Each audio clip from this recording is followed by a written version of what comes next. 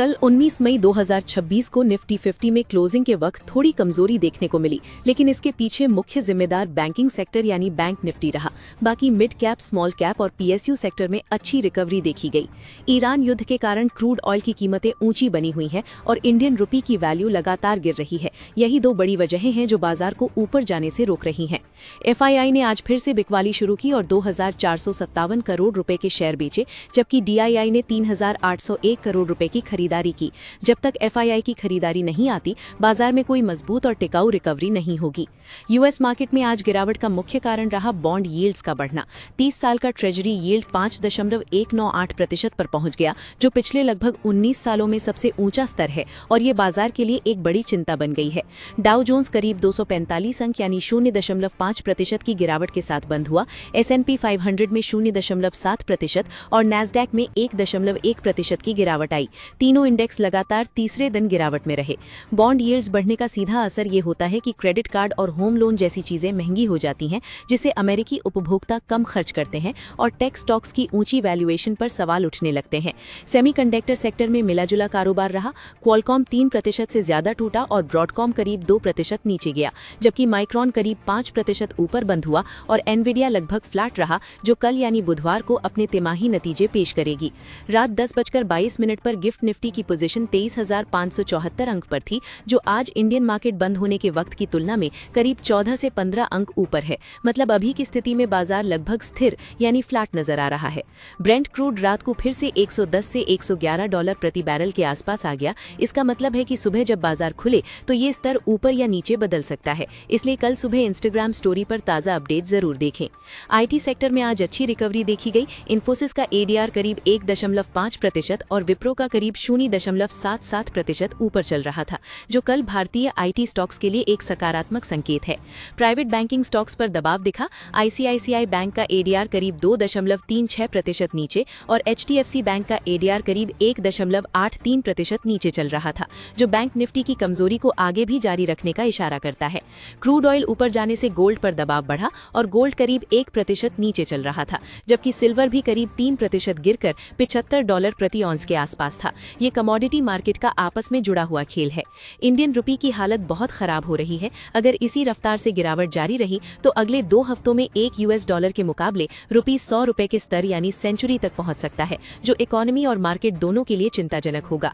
JP Morgan ने वित्त वर्ष 2027 के लिए चेतावनी दी है कि कंपनियों की अर्निंग्स धीमी पड़ सकती हैं और वर्स्ट केस सिनारियो में निफ्टी 20,500 तक जा सकता है। वहीं दूसरी तरफ एमके ग्लोबल मार्च 2027 तक निफ्टी को 29,000 पर देख रहा है। आईसीआरए ने वित्त वर्ष 2027 के लिए भारत की जीडीपी ग्रोथ का अनुमान 6.5% से घटाकर 6.2% कर दिया है। ये कटौती मुख्य रूप से बढ़ते क्रूड ऑयल प्राइसेस और ग्लोबल टेंशन के चलते की गई है। आईसीआईसीआई सिक्योरिटीज की रिपोर्ट के अनुसार भारत का ई कॉमर्स मार्केट वित्त वर्ष 2030 तक लगभग 3 गुना बढ़कर $214 बिलियन तक पहुंच सकता है। रिटेल पेनिट्रेशन भी 13% तक बढ़ने का अनुमान है। ईरान की स्टॉक मार्केट लगभग 80 दिनों की बंदी के बाद आज फिर से खुली। बाजार ऊपर खुला, लेकिन दिन के अंत में मार्केट में मौजूद 72% स्टॉक्स नेगेटिव में बंद हुए, जो ईरान की आर्थिक अनिश्चितता को दर्शाता है। वियतनाम ने इंडिया से ब्रह्मोस मिसाइल के अलावा patrol vessels, air defence systems और आर्मर्ड व्हीकल्स जैसे और भी डिफेंस इक्विपमेंट खरीदने का फैसला किया है। ये भारत के बढ़ते डिफेंस एक्सपोर्ट का एक और बड़ा उदाहरण है। पीएम मोदी ने नॉर्वे दौरे में 2 अहम समझौते किए, एक ग्रीन टेक्नोलॉजी पर और दूसरा इनोवेशन स्ट्रेटेजिक पार्टनरशिप पर। आज पीएम मोदी इटली में है और वहां के अग्रीमेंट की जानकारी कल मिलेगी।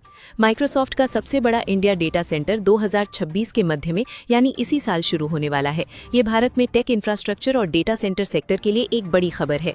निफ्टी 50 के लिए कल सबसे महत्वपूर्ण रेजिस्टेंस जोन है 23,750 और 23,830। जब तक ये लेवल नहीं टूटता, बाजार साइडवेज या कमजोर ही रहेगा।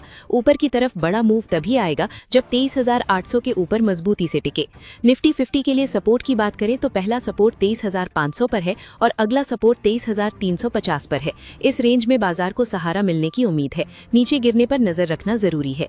बैंक निफ्टी के लिए कल सबसे क्रिटिकल लेवल है 53,500। आज ये लेवल थोड़ा टूटकर नीचे बंद हुआ, इसलिए कल इस लेवल को ऊपर रिकवर करना जरूरी है। अगर नहीं हुआ तो और कमजोरी आ सकती है।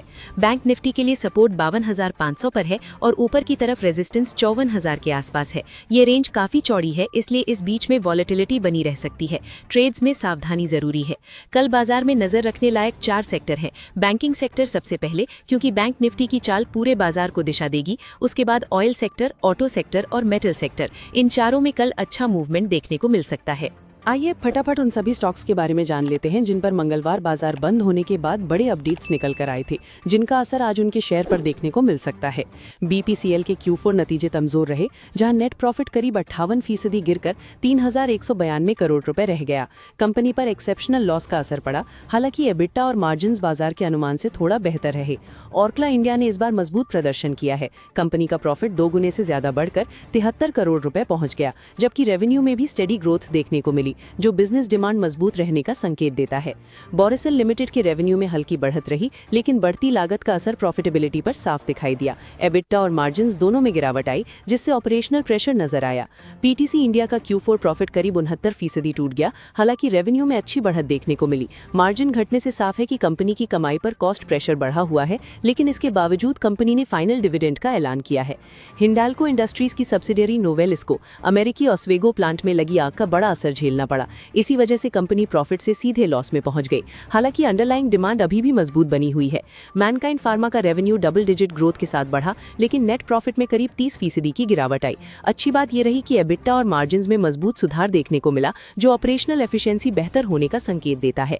गोदावरी पावर एंड इस्पात ने रेवेन्यू, प्रॉफिट और एबिटा तीनों स्तर पर मजबूत ग्रोथ दिखाई है। मार्जिन में भी बड़ा सुधार हुआ है, जो स्टील बिजनेस में मजबूत डिमांड और बेहतर ऑपरेशनल परफॉर्मेंस का संकेत देता है। पीएनसी इंफ्राटेक का प्रॉफिट बढ़ा जरूर है, लेकिन रेवेन्यू और एबिटा दोनों में कमजोरी देखने को मिली। एबिटा मार्जिन में गिरावट से साफ है कि कंपनी की ऑपरेशनल कॉस्ट पर दबाव बना हुआ है। जेएसडब्ल्यू एनर्जी ने तोशिबा जेएसडब्ल्यू पावर सिस्टम्स में अपनी हिस्सेदारी बढ़ाने का फैसला किया है। इस डील के बाद कंपनी की स्टेक 20.7% हो जाएगी, जिससे फ्यूचर पावर इक्विपमेंट और टेक्नोलॉजी बिजनेस में कंपनी की पकड़ मजबूत हो सकती है। जे कुमार इंफ्रा प्रोजेक्ट्स के Q4 नंबर्स थोड़े कमजोर रहे, जहां प्रॉफिट और रेवेन्यू दोनों में हल्की गिरावट दर्ज की गई। हालांकि कंपनी ने शेयर होल्डर्स के लिए फाइनल डिविडेंड की घोषणा की है। सूला वाइनयार्ड्स में मैनेजमेंट लेवल पर बड़ा बदलाव देखने को मिला है। मौजूदा सीएफओ अभिषेक कपूर जुलाई 2026 में पद छोड़ेंगे और उनकी जगह रिंकू मोरे नए सीएफओ की जिम्मेदारी संभालेंगे। आईटीसी होटल्स ने लग्जरी पोर्टफोलियो को मजबूत करने के लिए जूरी होटल्स एंड रिजॉर्ट्स को करीब 175 करोड़ रुपए में खरीदने का फैसला किया है। इस डील से कंपनी की प्रीमियम लेजर डेस्टिनेशंस में मौजूदगी और फ्यूचर ग्रोथ स्ट्रैटेजी को मजबूती मिलने की उम्मीद है। ड्रेजिंग कॉर्पोरेशन ऑफ इंडिया ने Q4 में घाटे से प्रॉफिट में शानदार वापसी की है, जहां रेवेन्यू और मार्जिन्स दोनों में मजबूत सुधार देखने को मिला। कंपनी ने वित्त वर्ष 2027 के लिए 1500 करोड़ रुपए का टर्नओवर का टारगेट रखा है, जिसके बाद शेयर में करीब 15% की तेजी आई है।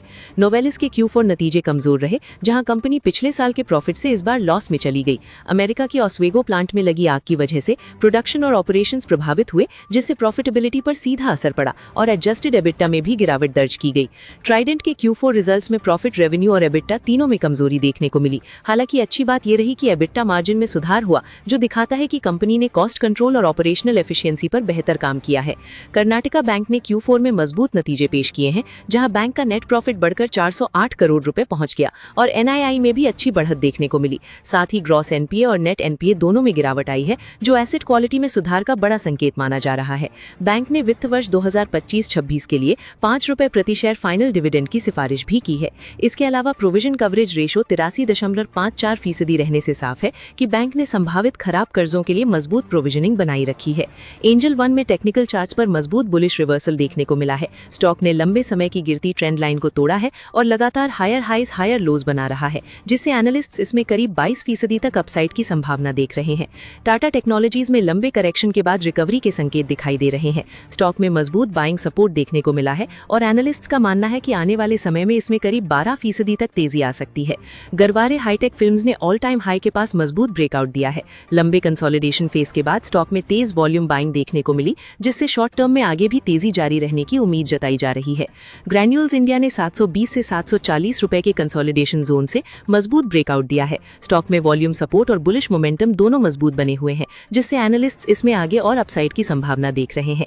नजारा टेक्नोलॉजीज में हाल ही में तेज रैली देखने को मिली थी, जिसके बाद स्टॉक में हल्का करेक्शन आया है। हालांकि एक्सपर्ट्स का कहना है कि ओवरऑल ट्रेंड अभी भी पॉजिटिव बना हुआ है और बायर्स लोअर लेवल्स पर सक्रिय नजर आ रहे हैं।